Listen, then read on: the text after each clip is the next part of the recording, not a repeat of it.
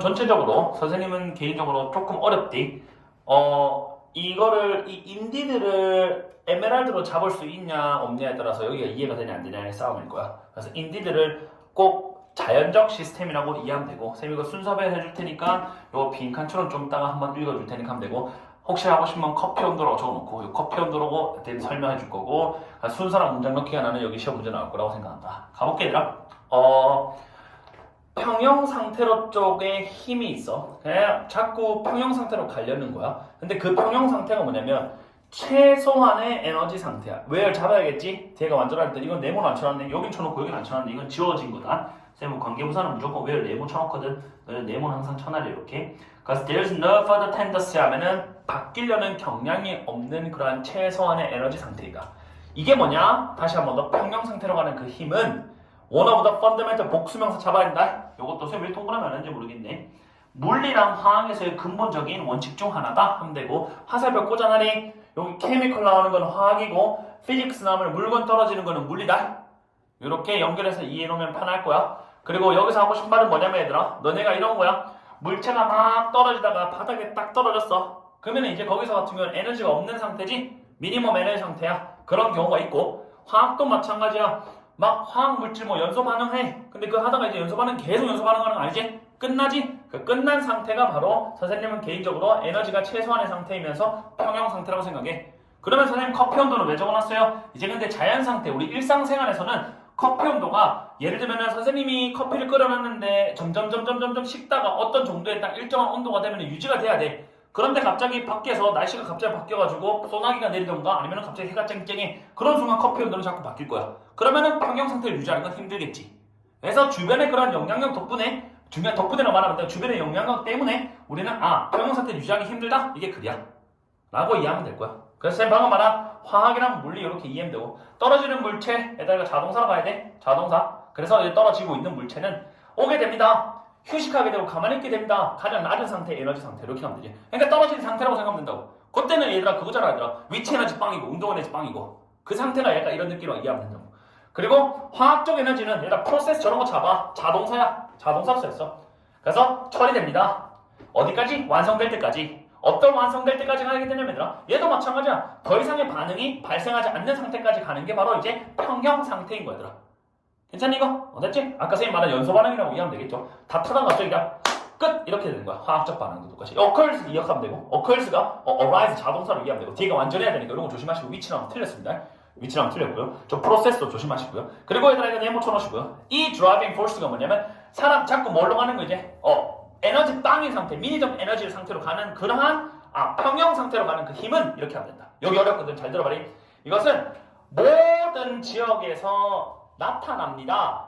나타나지만 자연 상태, 심지어 그 자연 상태가 안정되어 있는 그 상태에서도 자연 상태는 보통은 far from, 거리가 멀다. 그러니까 아니다라고 하면 된다. 저기 far from에다가 거기다 적어놓을 애들아 anything but이라고 적어놔. anything but 아니다 정도 이해하면 된다. 부정이라고 한다. nothing but only고 anything but은 보통 부정이니까 평형 상태는 아니다 정도 이해하면 된다. 심지어 자연에선 안정된 상태가 있어. 얘가 숲속에 아무것도, 혹은 여기 이 방에도 아무것도 일어나지 않아. 그럼에도 불구하고 습도, 압력, 기압 이런 걸로 우리는 주변 상태가 변할 수 있다 이 말이야. 그러니까 우리는 지금 자연 상태, 우리의 지금 현재 상태 이런 것들은 전부 다 평형 상태랑은 좀 거리가 멀다 정도 이해합니다. 그럼 선생님 여기에는 이 this driving force가 모든 지역에 있음에도 불구하고 있지만 이거는 무슨 말이에요? 그래서 선생님이 그나마 여기 정리해 놓은 게 볼래 얘들아?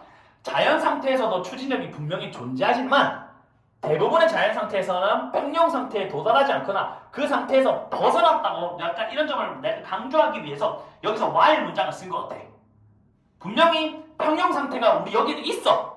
우리 자연 상태도 있는데도 불구하고 주변 상태가 자꾸 안 가게 하는 느낌이 있으니까 이렇게 명백함에도 불구하고 쓴 것 같아. 그래서 여기 미니페스트 있지 이 자리, 이거 문맥 나오면 진짜 어려워. 그래서 여기는 꼭 외워가.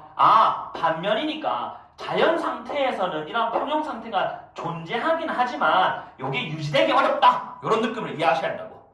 왜냐면 everywhere니까 모든 곳에 있다라고 말은 했으니까. 괜찮니 이거? 더 간다? 그 다음 할게. 이제 네모 쳐놓고, 요거 네모 쳐놓고 평형 상태에 대한 설명이 갑자기 중간에 뻥 나오는 거더라.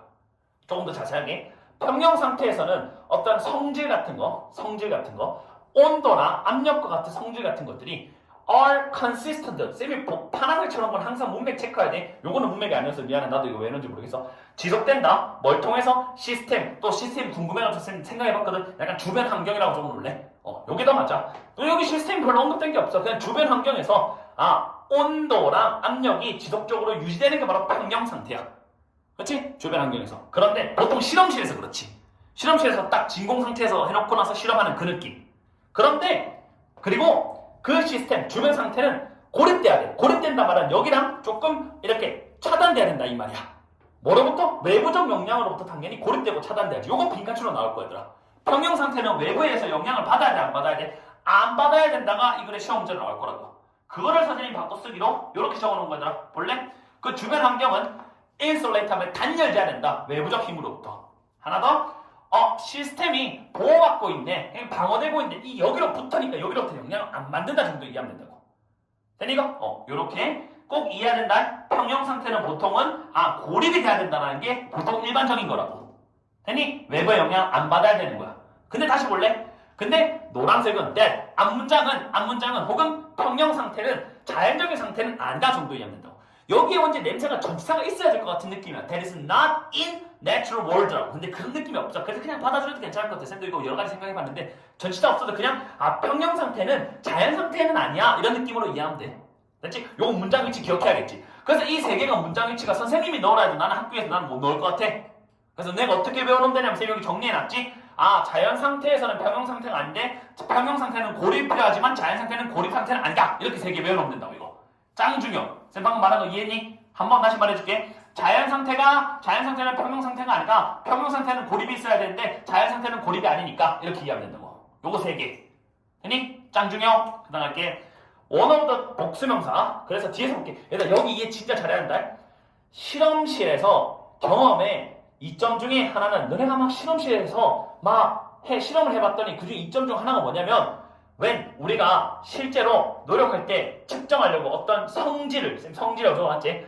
평형 상태의 성질을 측정하려고 노력할 때 가주어 진주어다 명백해졌다. 대기하가 어떠한 조건을 통제하는 건데 갈로치고 의미상의 주어다. 이와 같은 완벽한 평형 상태가 나타나기 위해서 어떤 환경이나 조건을 통제하는 것은 매우 어렵다. 실제로 이 말은 즉슨 너네가 자연 상태가 아닌 실험 상태에서 내가 실험을 하다 보니까 내가 만약에 실험실에서 하는 건 할만하고 통제할 수 있는데 실제로 이렇게 환경 완벽한 상태, 평형 상태가 나타내도록 조건을 만드는 건 어렵구나 라고 깨달았다고. 그래서 너네가 자연 경험을 통해서 실험 경험을 통해서 너네가 깨달은 점은 뭐냐? 실제로 통제하는 건 겁나 빡세겠네 라고 깨달은 거라고 이거. 됐니 이거? 자연 상태가 아닌 실험 상태에서도 통제하기가 좀 빡셀 수도 있어. 그런 말은 언급은 없지만 왜냐면 우리가 통제 변이라는 거 전부 다 해야 되니까. 온도도 맞추고 압력도 맞추고 햇빛도 맞추고 조명도 맞추고 다 맞춰야 되잖아. 근데 그런 걸 하다 보니까 실전에서 하는 거는 진짜 이런 완벽한 조건이 나타나기는 겁나 어렵겠구나라는 게 명백해졌다고. 이게 하나의 이점이라고. 이걸 통해서 알아낸 이점 중에 하나. 꼭 이해해야 한다 이거. 그리고 마무리 지어볼게. 그래서 자연 시스템은 뭐가 아니냐면 분리된 상태가 아니다 해서 여기를 인 빼야 되지 얘들아. 왜냐면 다 섞여 있다. 그러니까 다시 한 번 더 분리하기가 어렵다. 이게 이제 자연 상태인 거지. 그 말은 즉슨 좀만 더 주변에 변수가 너무 많아서 딱 통일하고 통제하는 건 어렵다. 완벽한 평형 상태를 유지하기 위해서 이렇게 가면 된다고. 물질이 왔다 갔다 들락날락한다. 어디에서는? 우리 현실 세계 자연 상태에서는. 그리고 성질은 성질인데 온도와 압력과 같은 그 성질은 계속적으로 자꾸 바뀌고. 맞지? 온도가 아침, 점심, 저녁 다 다른데 그 실험을 어떻게 할 건데? 맞지? 그렇게 바뀐다. 그리고 마지막 이러한 자연 현상들은 존재하지 않는다. 요거 적어놔야 되지. static 하면은 정지되니까 stationary 하면 이건 정지되고 stationary 할 때 e는 이 문방구라고 외워서 이거는 문구점이다. 문구점. 그래서 정지된 평형 상태로 존재하지 않고 그러나 그것은 움직인다. 어떤 모든 규모로든 그냥 계속 움직이는 게 바로 자연현상 정도 이해가 된다고. 여기서 또 조심해야 될 거 피노미나니까는 복수여서 피노미넌이 아니라 피노미나니까는 더슨이 아니라 두간거. 이런 건 참고. 그리고 이제 선생님이 여기 커피 온도 얘기 왜냐면 아까 선생님 말한 대로 아, 실험실에서는 커피 온도를 커피를 뭐 예를 들면 이렇게 했을 때 뭐 설탕이나 이런 게 잘 녹구나 라고 이제 딱 적당히 할 수 있는데 내가 만약에 북극 가서 이렇게 막 커피를 녹이고 있다. 내가 생각한 거랑 다르겠지. 그런 느낌이야. 그래서 선생님이 그냥 커피 온도를 하나 해놓은 건데 이거는 그냥 참고. 됐니 이거? 됐죠?